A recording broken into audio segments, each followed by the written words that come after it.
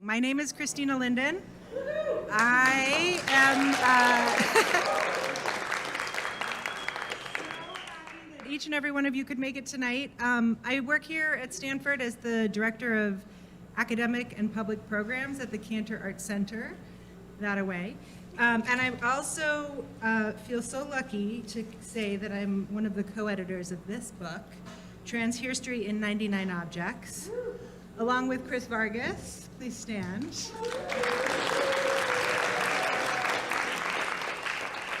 David Evans, France. Both of whom you're going to hear from later in the program. This book is an extension of a project that Chris started a little over a decade ago called the Museum of Trans Hirstory and Art. And Chris will be delivering a director's welcome shortly, so I'm not going to go into a lot of detail about that project, but you may have read that this was meant to be a book launch. And as you can see, the book is real because I'm holding one of them here. Unfortunately, this is one of only about 5 copies that are not held in customs at the Port of LA right now. So we can't sell them tonight, but what we can do is give away a few of our 5 copies. So I'm very happy to say that I also have this very shiny shrink-wrapped copy right here. And I'm going to try calling out a seat number. I'm basically blinded by the lights, and I know not all of the seats are full. So we'll see if this works. The seat rows start with A in the front. So let's see if you're in row D, which is the 4th row from the front, and you're seated, let's say, in seat 110.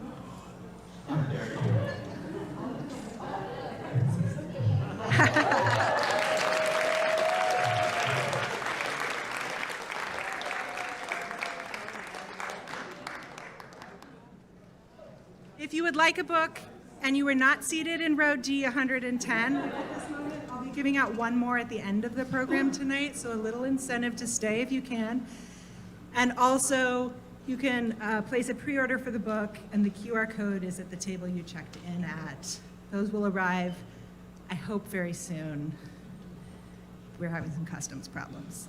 Okay, welcome again. So happy to get us started, and we have found somebody much more interesting than me to do the introductions for the rest of the night. I'm really pleased to introduce Mo B. Dick, who is going to MC the program this evening. Mo is a performer, producer, and historian, a drag king legend, who is cited as one of the founding fathers of the modern-day drag king movement. Mr. Dick has been the subject of books, documentaries, articles, periodicals, podcasts, and more on drag kings. Was also featured in the John Waters film Peckers. And Mo is thrilled to be gracing the stage at Stanford here for the first time tonight. So without further ado, I give you Mo.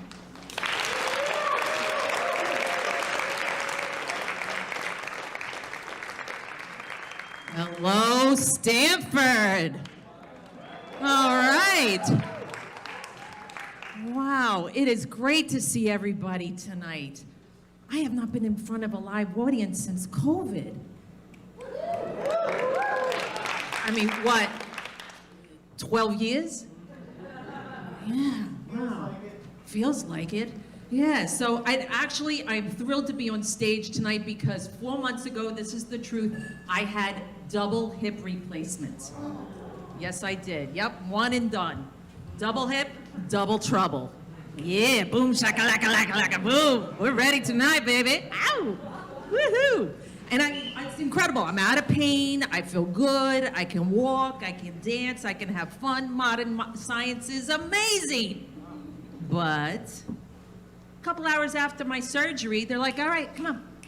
We want you up and walking. I was like, hey, don't ruin my anesthesia buzz. I'm sober. This is a freebie for me.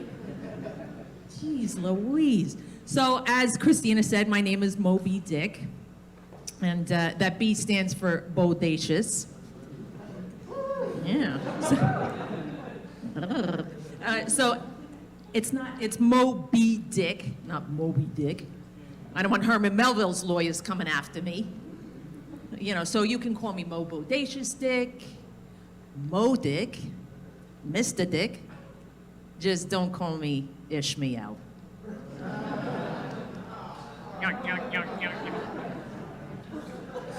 So I am a drag king, and a lot of drag kings aren't really known. You know, everybody knows drag queens, you know, the shablams and the splits and all that, you know.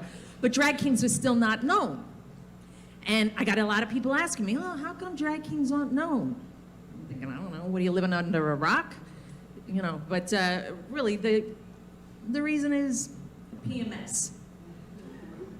Patriarchy, misogyny, sexism. Or what I call the Republican agenda.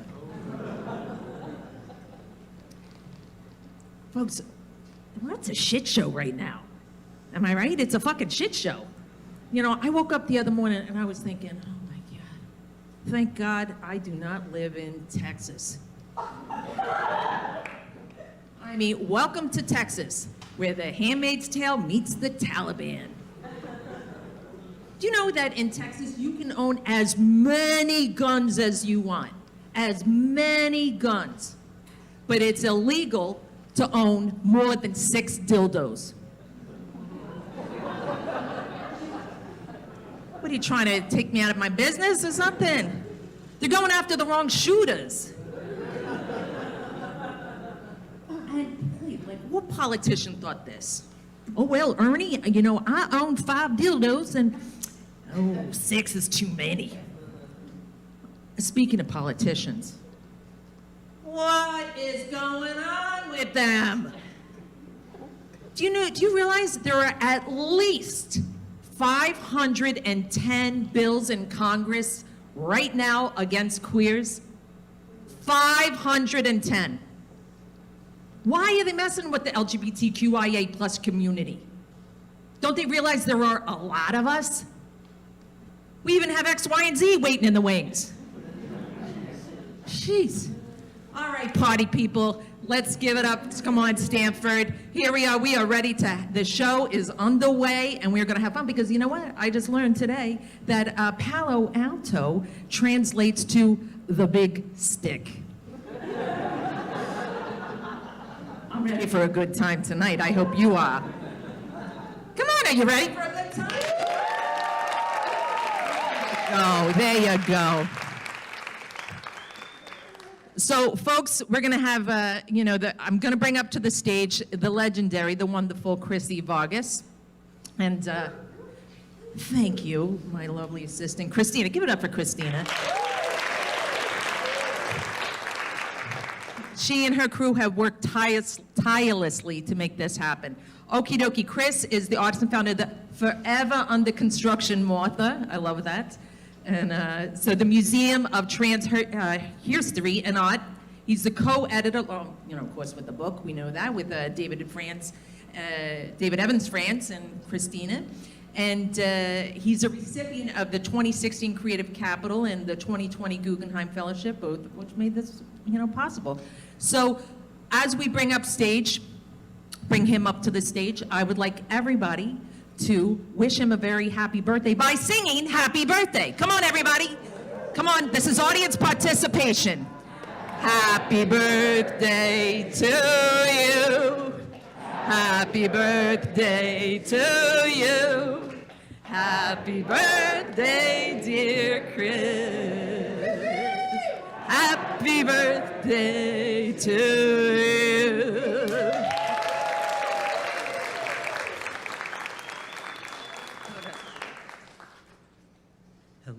Hello. Thank you for that. That was my first birthday song. My birthday was yesterday. Nobody sang happy birthday. Don't feel too bad. But please do. I need your attention. I need your sympathy. Thank you so much, everyone, for being here. All the participants in the show, everybody in the audience. There's so many of you that contributed to this book, materially or just by existing in the world. Also, people who have been supportive in my life. There's so many of you out there, and I really, really appreciate all of you being here. David, Christina, Couldn't have done this without you. I want to thank the Academy and Jesus Christ, our Lord and Savior. Kidding. Hello, I've prepared some notes. So you don't have to hear me ad-lib. And you get to hear my really dry mouth. So lucky you. Hello, hello, hello. I'm so happy to be here. Welcome to the Trans Hirstory in 99 Objects variety show Extravaganza. We're here to celebrate this book related to this project, but mostly the book. I'm going to tell you all about this project. And the book was supposed to already be here, as you know, but stuck at the port for many weeks now because a customs security scan produced the dreaded trans groin anomaly. So it's been flagged for further inspection, sadly. My name is Chris E. Vargas. I'm the artist as well as the founder and self-appointed executive director of the Museum of Trans Hirstory and Art, or MOTHA, an institution dedicated to highlighting the significance of trans art and history to the current cultural and political landscape. That's right, not a patriarchal history, not just a feminist herstory, but a gender-neutral, trans-centric art and activist herstory. Now you know what that means. I founded MOTHA a decade and a half ago to be official, way back in June 2013, a year before Time magazine featured Laverne Cox on its cover and heralded the transgender tipping point. And this was 2 years before reality television and cable networks brought forth the transgender tipping point. Remember that horrible moment of our history? This is to say that MOTHA surfed the early swell of our most recent wave of media fascination with all things trans. A wave that is either on the wane, has already waned, or is here to stay, depending on who you ask. In the early days, MOTHA was an attempt to critically examine this heightened moment of visibility when trans art and culture found an entry for the first time into many institutions that had been historically closed off to us. And there was a widespread misconception that trans people's lives would become universally better as a result of this wave of recent cultural attention and visibility. And I'm certainly not the first person to point out that this isn't the case. This is a stock slide that I found when I Googled this quote. I could not use it. More visibility brings more vulnerability to many, especially those of us whose lives are already precarious, those with less access to life-sustaining resources like jobs, housing, healthcare, education. And because we live in a white supremacist, patriarchal, and ableist society, I'm referring in particular to trans women of color, disabled trans people, mentally ill trans people. In the past few years, trans children have also been rendered more vulnerable by a moral panic, targeting them with bills that restrict access to bathrooms, sports, educational resources, gender-affirming medical care. And this is all to say that for many of us, visibility is not only a trap, but it's also a slap in the face. MOTHA was founded to investigate the drawbacks of hypervisibility, while honoring trans people who have persevered in the many faces of adversity.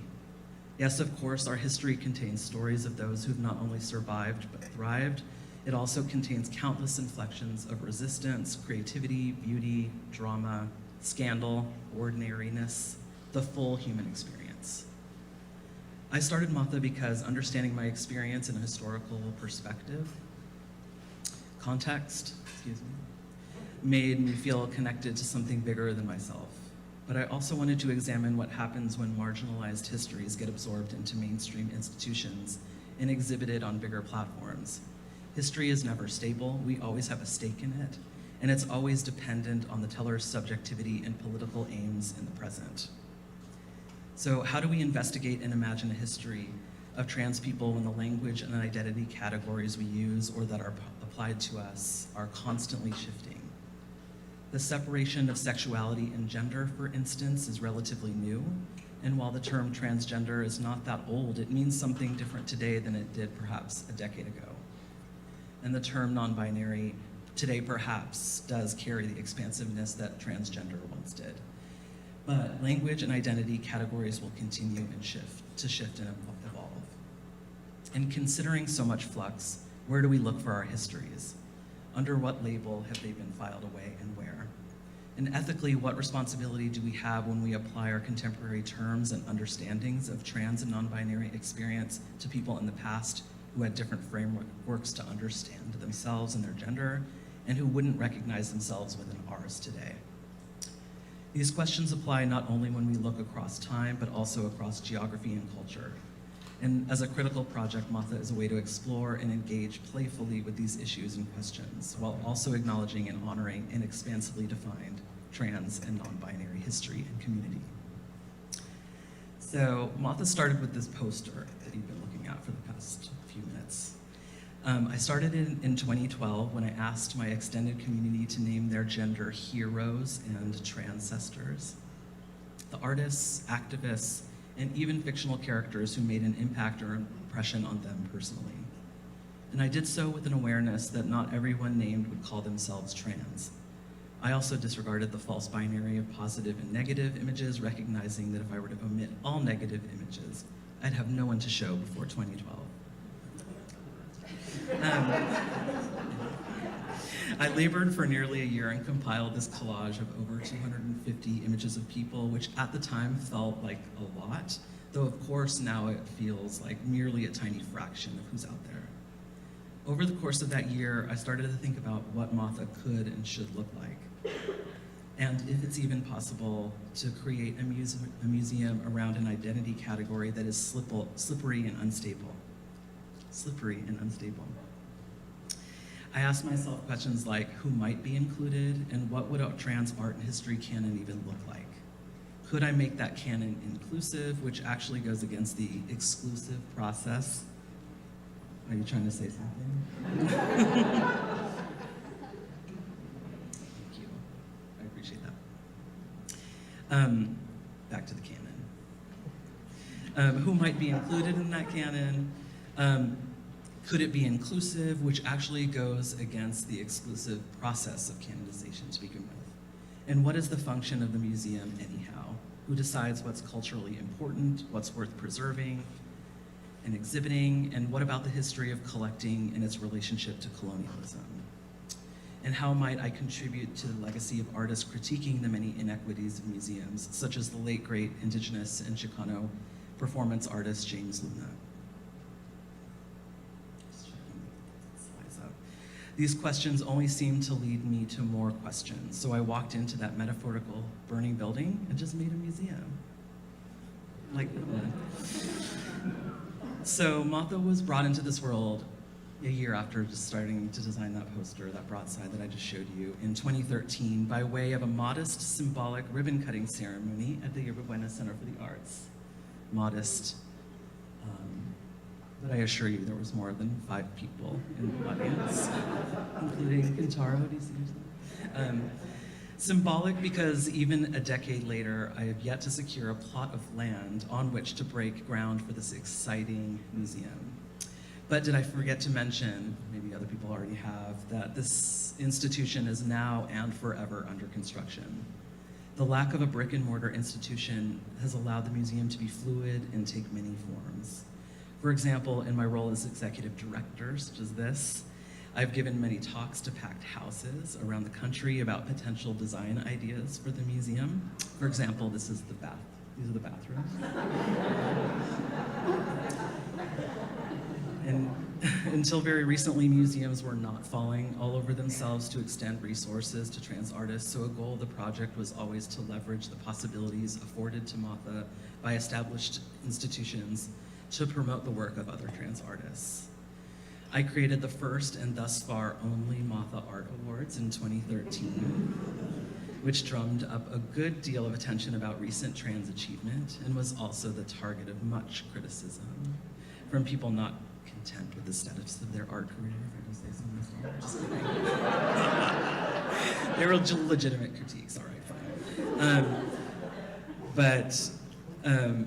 It further proved my point about the impossibility of being wholly inclusive. MOTHA also developed 2 virtual residencies, one with Tuesday Smiley and another with Jamie Diaz, both of whom appear in the book, Trans Hirstory and 99 Objects. In 2014, Smiley approached me with a desire to create a line on her CV indicating she had attended an artist residency, one marker of career success that signals legitimacy as an artist. We created a residency, just in name only. We owed each other nothing besides that. Like, she could make her work. I didn't ask any questions. In 2022, I was approached by a friend of the incarcerated artist Jamie Diaz about creating a residency for her. And again, MOTHA announced the residency with a press release, and an official-looking letter and certificate will be used in Diaz's forthcoming parole appeal, which she will be eligible for in 2025 after 30 years of incarceration. It's shocking that this is going to end up in this file, I hope. But I also feel really proud and hope it's useful. Along with wedging my foot in the door of institutional spaces and shooing in as many other trans and queer people as I can get away with, MOTHA has always been a project of institutional critique. Through it, I have playfully and critically interrogated the function and power of archives and museums, and I have also tried to expropriate and distribute that power. MOTHA claims museum status because museums carry cultural weight and establish public trust. Through the project, I have managed to fool people when they first encountered it, not just for the sake of fooling them, because trans people are sneaky, but as a way to lure them into a critical stance. That's a joke, thanks for laughing. I don't believe that, but okay. To give some examples, in my presentations as executive director, I propose not only plans for the new buildings, which mostly just consists of bathrooms, but also for lucrative commercial tie-ins, including a themed restaurant. I really want to do this. With like artifacts of trans history behind plexiglass, right? While you eat your Impossible Burger.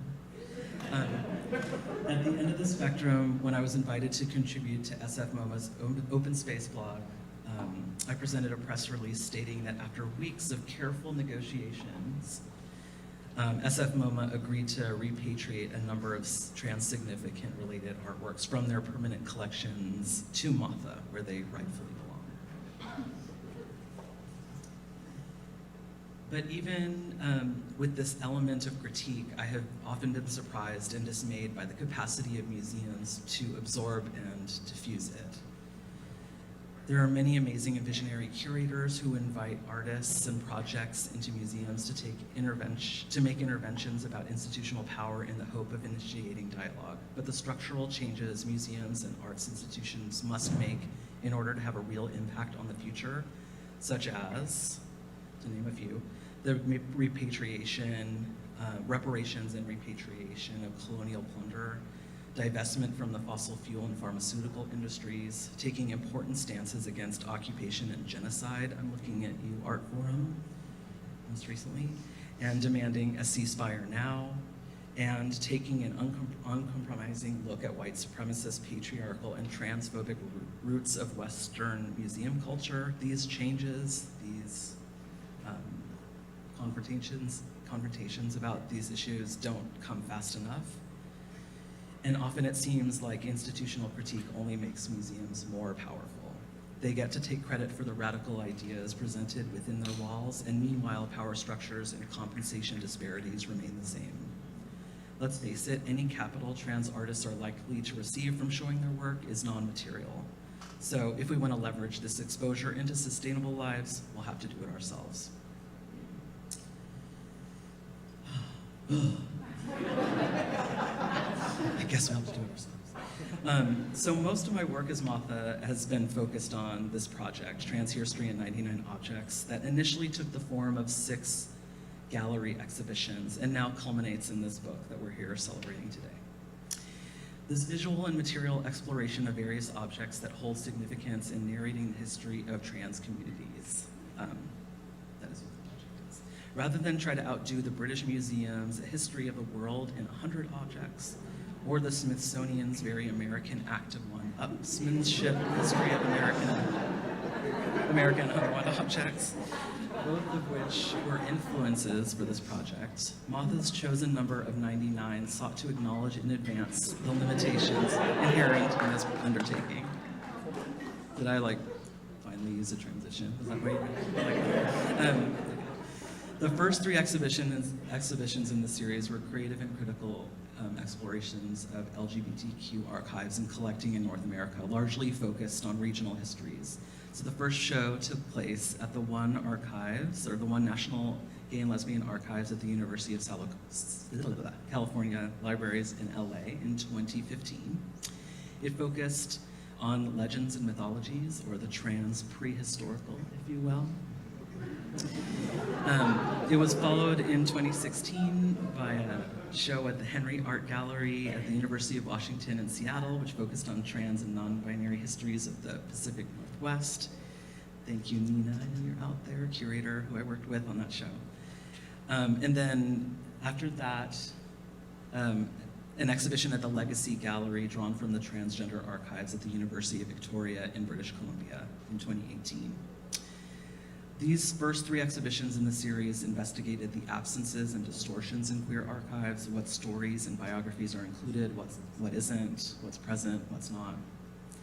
The fourth exhibition at the Portland Art Museum in 2018, I moved away from a straightforward exploration of archives and instead focused on a trans moving image history. And I made over the gallery to resemble a trans-centric video store. Look familiar? This is like a limited run shirt that I did with Wacky Wacko, Seth Bogart. I think a few are still available, at least long sleeve printed cotton ones. Not to plug, you'd buy more shit from me, but.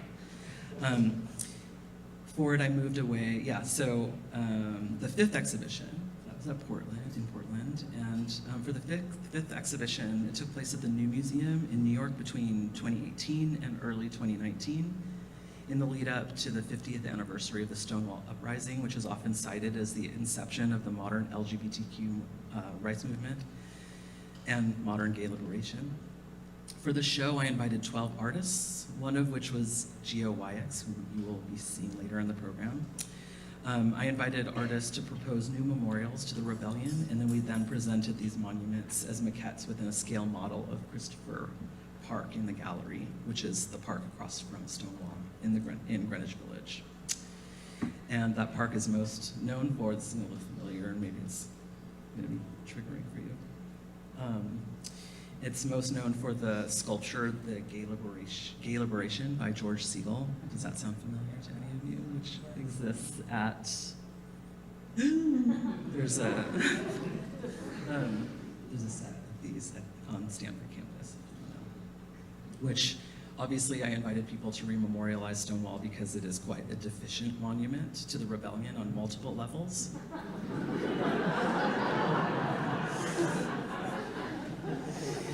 And finally, the sixth exhibition in the series took place in the summer of 2019 at the Oakland Museum of California as a MOTHA exhibition within an exhibition, Queer California Untold Stories, which was curated by Christina Linden. This show focused specifically on trans histories of the Bay Area. And which leads to, that's what it looked like on the inside, the book. Finally, the Trans History and 99 Objects exhibitions were always building towards this book. But the book is not a catalog of those exhibitions. It's something entirely different. The book is co-edited with Christina and David, as I mentioned, two curators who I worked with on those two previous exhibitions at the one in Oakland. And the 99 objects are paired with texts by a range of writers, from scholars to poets to activists to popular historians. Some of the texts are written by the artists themselves or interview transcripts. The format of the book allows for a more expansive approach with alternative methods for including things lost to history, such as these objects represented by my own illustrations. And you just thought I was a conceptual executive director. The book also boasts inclusion of entirely non-material historical objects, such as, not that, no slide, but Crystal LeBage's iconic reed from The Queen, the moment at the end of the 1968 documentary when the contestant, LaBeija, expresses her frustration at the racist, rigged nature of the competition, and that moment is often cited as the inception of ballroom culture. So the 9 sections of the book serve to pull out common threads among the objects, but they are porous and by no means meant to deny the potential for objects to exist in other sections just as easily. One may approach the edges of each section as gender fluid. The first section highlights the refusal of trans people to accept the unacceptable. Transformation is about physical, psychological, pharmacological, science fictional, and administrative changes to our bodies and our lives. And the next section looks at how some of those transformations, for better or for worse, become hyper-visible to the public. And when trans lives become visible, the inevitable cultural response has been sensation. If we're lucky, we become deities. And this section speaks to the spiritual, iconic, and transcendent within and among us. Discovery examines how we have both been the subject and perpetrator of invasive investigation. Restage reveals the impulse to reclaim various aspects of our history or reimagine shared cultural touchstones to be trans-inclusive. Traces speaks to the clippings and fragments of trans lives in the culture and the impulse to, fragments of trans lives and culture and the impulse to combat one's own erasure. And lastly, space is about the places we create and defiantly demand for ourselves. So as we know, there's a spate of repressive legislation targeting healthcare for trans youths as well as youths. Is that right? Reminds me of my cousin Vinny. Awesome movie. Youths. Trans youth, as well as legislation purporting to prevent kids from being in contact with gender transgressive adults, drag performers, storybook readers, for example. This backlash in response to heightened visibility is nothing new, as I mentioned before. Morgan M. Page, who has multiple texts in this volume and is also the producer of this amazing trans history podcast, One from the Vaults, has reflected insightfully in this amazing book, Trapdoor. As we move through continual cycles of visibility and violence that seem to have no end in sight, perhaps it is through control and access to our own narratives that we can begin to build a way out. Uncovering and sharing our histories is a powerful tool for helping us dream our way into futures we want to live. As I stated earlier, the number 99 is inherently incomplete. Our history is still being written and will continue to be for every trans generation moving forward. History is dynamic and alive, and it absolutely should be. This book, like everything else MOTHA has done, is a playful and impossible attempt to compile a cohesive history of trans art and culture, while also acknowledging its challenges. It's futile but essential work.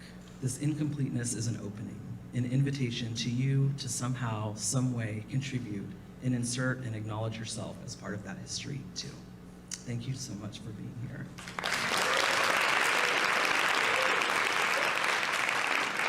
Right. Give it up for Chris. Beautiful, beautiful. What a way to create visibility in art and have fun and be humorous in all of that, right? Amazing, amazing. Okay, folks, so the next performer up, we're bringing her back to the stage because she's so spectacular. Let me get out my trusty note. Okie dokie, she's going to be singing 2 songs. And, hey, she's ready. And the first song, Nobody's Backstreet Girl. It's about being considered a good time girl. Someone with whom to have fun, but not a relationship. We don't need the baggage. Just kidding. Okay, so She Can't See is the second song, which is fantastic because it's an example of women's music artists writing songs for women that they never hear on the radio. So, folks, please give it up again for Beth Elliott.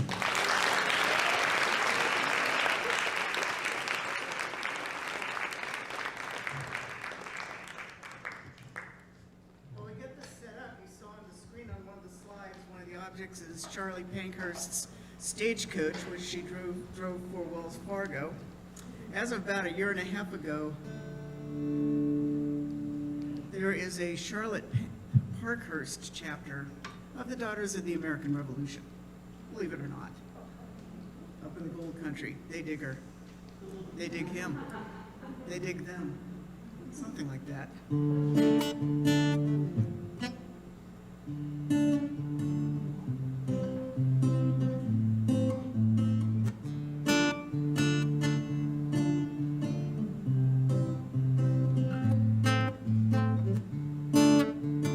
Good enough to bed, not good enough to wed. Good enough to help them feel again.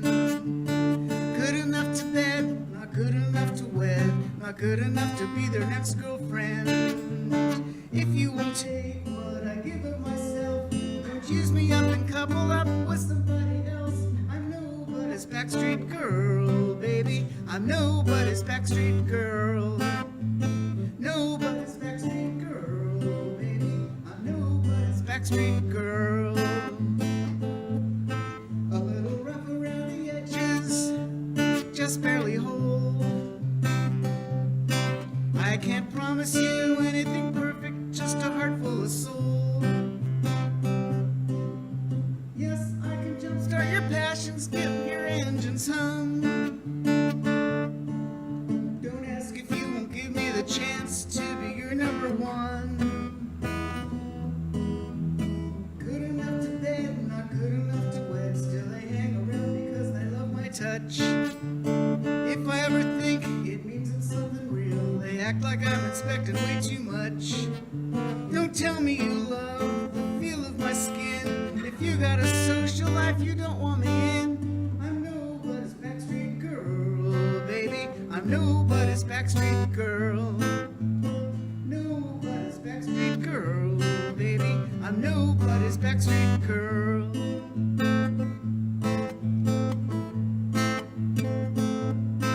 When it comes to things I'm into, no one matches my range. I'm such a combination of ordinary and strange. But being eccentric shouldn't make me so exotic. They can't take me home to mom, that's hell and erotic. Still they hang on for that last drop of passion once their feelings have changed.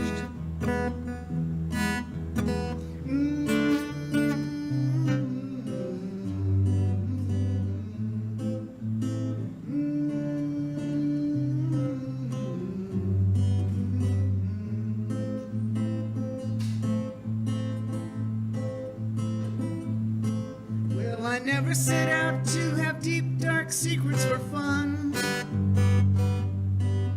But some people's fears are blazing bright as the sun. They fall for a woman who made it out alive. Then all they see in me are the things I survive. Do I hang around and risk getting hurt, or do I turn and run? Don't push me away if you think I'm a freak. Some freak might be the best loving woman you'll ever meet. Don't put me down just 'cause I've been through hell. Don't put me down just 'cause you couldn't tell. Good enough to bed, not good enough to wed. When a woman does it, it cuts to the bone. Good enough to bed, not good enough to wed. As I wander through my world all alone. Open to love, ready to hide. Moved on by my heart, held back by my pride. I'm nobody's backstreet girl, baby. I'm nobody's backstreet girl. Nobody's backstreet girl, baby. I'm nobody's backstreet girl. No, no, I'm not gonna go there. I'm nobody's backstreet girl. No, no, don't you even think it. I'm nobody's backstreet girl. I'm nobody's backstreet girl, baby. I'm nobody's backstreet girl.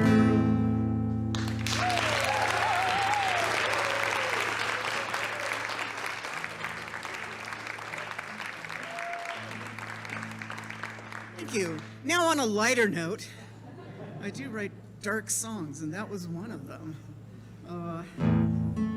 Yeah, this is a song that kind of, I think you need women's music to be able to write it. It's called She Can't See That She's Falling in Love with Me.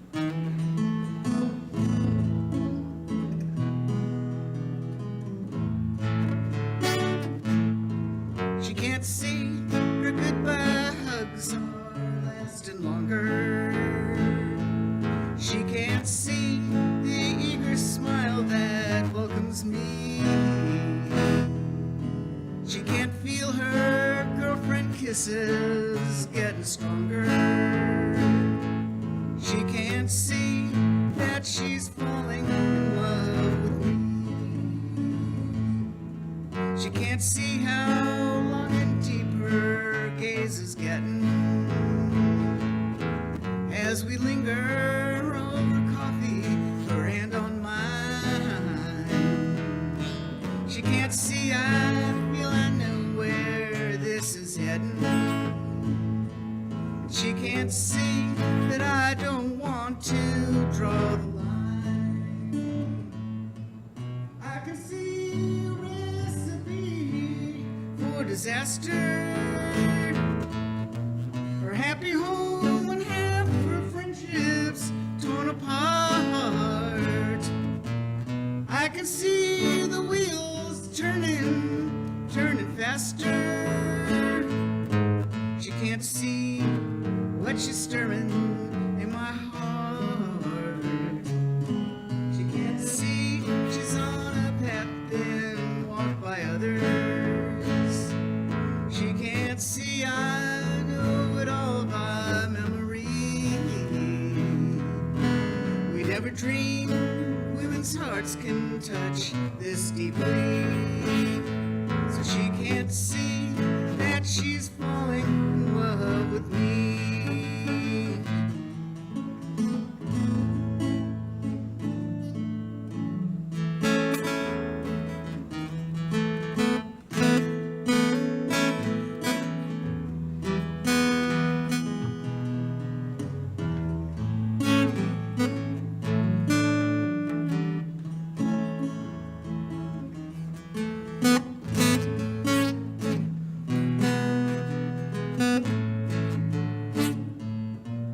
I can see a recipe for disaster. Her happy home and half her friendships torn apart. I can see the wheels turning faster. She can't see what she's stirring in my heart. She can't see she's on a path been walked by others. She can't see I know it all by memory. We never dreamed women's hearts can touch this deeply. So she can't see that she's falling in love with me. No, she can't see that she's falling in love with me.